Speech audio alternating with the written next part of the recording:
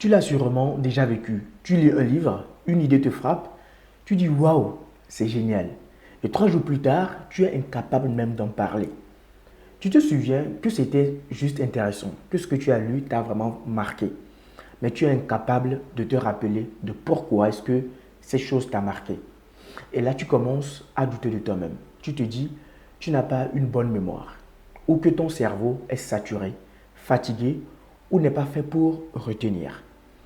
Mais tout ce que tu racontes sur ton cerveau, tout ce que tu racontes sur ta mémoire est absolument faux. Parce que tu n'as pas un cerveau défaillant, mais tu as juste un cerveau trop efficace, qui ne garde que ce qui est important. Ton cerveau trie les choses par information. Et si tu oublies ce que tu lis, c'est juste parce qu'il applique un principe très simple. Ce que tu ne réutilises pas, je l'efface. Ton cerveau, ce n'est pas un confort, mais c'est un jardin.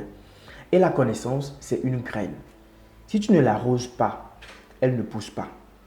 Mais la bonne nouvelle, c'est que tu peux apprendre à jardiner. Tu peux comprendre comment ton esprit plante, comment ton esprit nourrit et fait pousser la mémoire. Aujourd'hui, on ne va pas juste parler de lecture, mais on va parler de mémorisation organique.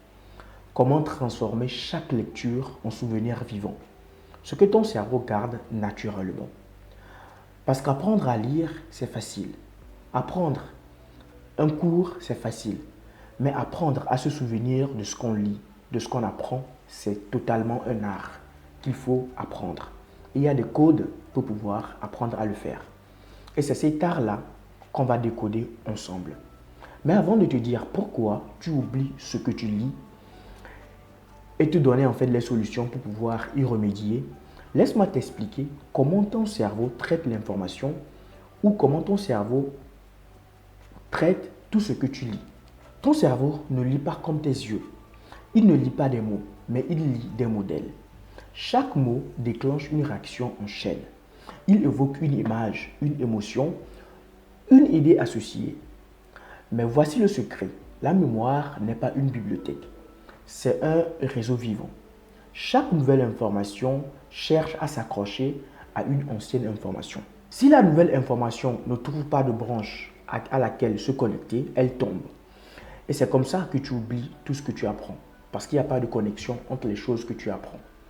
Quand tu lis une idée sans la relier à quelque chose que tu connais déjà, ton cerveau la stocke hors réseau. Et ce qui n'est pas connecté disparaît. C'est pour ça que la compréhension seule ne suffit pas. Tu peux comprendre un concept et l'oublier demain. Si tu ne l'as pas relié à ton expérience, à ton langage ou à ton mode intérieur. En neurosciences, on appelle ça la loi de l'association sémantique. Le cerveau adore les liens. C'est le lien qui crée la stabilité par la répétition brute. Alors, si tu veux retenir ce que tu lis, tu dois en fait transformer les mots en liens vivants et la lecture en construction mentale. Mais pour quelle raison en fait tu oublies tout ce que tu lis et d'où vient en fait le trou de mémoire à chaque fois que tu apprends quelque chose? Déjà, ce que tu dois savoir, c'est que le problème, ce n'est pas le livre que tu lis, ce n'est pas non plus ta mémoire, mais c'est ton mode de lecture. On t'apprend à lire comme une machine, à absorber des phrases sans jamais digérer en fait les idées. Tu lis pour finir, pas pour t'approprier. Quand tu achètes un nouveau livre, ton objectif, c'est de lire jusqu'à la dernière page, au lieu de t'approprier les connaissances. Tu lis pour le savoir, pas pour comprendre. Et ton cerveau, lui, il sent toutes ces émotions-là que tu déverses. Il ne retient pas ce que tu lis parce qu'il ne trouve aucun lien avec ta vie, avec ton histoire ou même avec ton identité. Tu peux lire 100 pages en une soirée, mais si ton cerveau ne voit pas pourquoi cette lecture te sert, il la supprime pour libérer de la place. C'est un processus qu'on appelle la priorisation cognitive. Le cerveau garde ce qui sert à l'action et rejette ce qui ne trouve pas d'utilité immédiate. C'est pour ça qu'on retient une blague, une dispute ou même un moment fort, mais qu'on oublie les pages entières de savoir. Parce que l'émotion donne une raison au souvenir d'exister. Et aujourd'hui, on lit beaucoup, mais on ressent peu. Il n'y a pas d'émotion dans ce qu'on lit. On ne relit pas ce qu'on lit à une connaissance, à ce qu'on connaît déjà, à notre histoire, à notre identité. On consomme des idées sans les laisser nous transformer. Résultat, tout s'évapore. Tu veux retenir, alors il faut cesser de lire comme un spectateur et redevenir un acteur de ta lecture. Voici la méthode la plus simple, mais aussi la plus puissante pour te permettre de retenir ce que tu lis. Ne lis plus pour finir, mais lis pour transformer. L'objectif n'est pas de cocher un livre de plus sur ta liste, mais c'est d'en ressortir différent.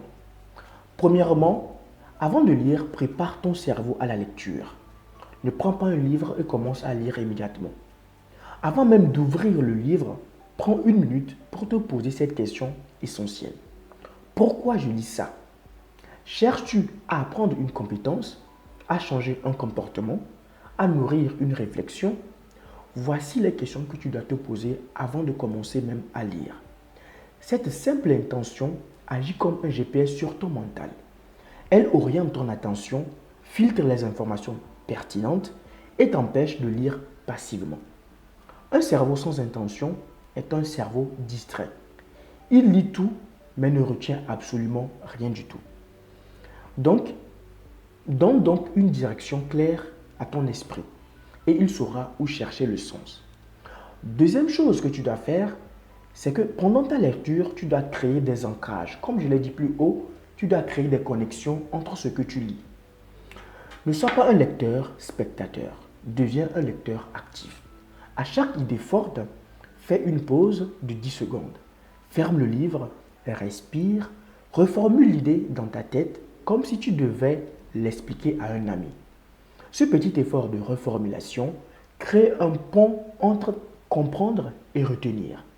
Et ton cerveau transforme alors une information abstraite que tu as lue dans un livre de nulle part en connaissance vivante. Tu peux aussi noter en fait une phrase clé ou mieux encore, inventer un exemple personnel lié à ce que tu viens de lire. C'est dans ce moment de connexion personnelle que la mémoire s'ancre le plus profondément. La troisième chose que tu dois faire, évidemment, c'est après la lecture de transformer l'idée en action. Tout ce que tu lis et que tu n'appliques pas, tu l'oublies. C'est simple. La lecture ne s'arrête pas à la dernière page. Ne te contente pas de surligner, d'accumuler des citations ou de les résumer. Choisis une seule idée et mets-la en pratique immédiatement. Même un micro-changement, une nouvelle habitude, une réflexion, une conversation avec un proche, avec un ami dans le métro ou dans ton lieu de travail suffit à solidifier l'apprentissage. Ce que tu dois savoir, c'est que ton cerveau adore l'expérimentation. Il retient beaucoup mieux ce qu'il vit que ce qu'il lit. Chaque mise en action devient une trace neuronale durable, un souvenir vécu. Et si tu veux aller plus loin, associe chaque lecture à une émotion. Crée une ambiance, une musique, une odeur, un lieu particulier. Ton cerveau en fait reliera l'émotion à l'idée et cette association deviendra une clé de rappel. Un jour, tu entendras cette musique, tu sentiras ce parfum et soudain, l'idée du livre que tu as lu il y a longtemps refera surface avec une clarté étonnante. Et c'est ça, la magie de la mémoire incarnée. Transformer la lecture en expérience vivante, sensorielle et durable. Oublier ce que tu lis, ce n'est pas en fait un échec, mais c'est un message que ton cerveau te donne. Il te dit, apprends à lire avec moi, pas contre moi. Parce que ton esprit n'est pas une machine d'enregistrement. Ce n'est pas un CD sur lequel tu enregistres des choses. Ce n'est pas un ordinateur. C'est plus qu'un ordinateur. C'est un artiste. Et la lecture, c'est sa matière première. Quand tu lis avec intention, avec émotion, et que tu agis, tu imprimes les mots dans ton être. Ils deviennent une partie de toi. Et plus tu lis de cette manière-là, plus ton cerveau devient agile, attentif et curieux. Tu n'as pas besoin de lire plus, tu dois lire mieux. Et souviens-toi, la lecture n'est pas faite pour empiler du savoir, pour ingurgiter du savoir dans ta tête, mais c'est pour te sculpter, c'est pour te changer. Chaque livre est une rencontre, chaque phrase est un miroir. Alors lis lentement, Ressens profondément ce que tu lis. Ressens, lis avec émotion et transforme ce que tu lis en vie vécue.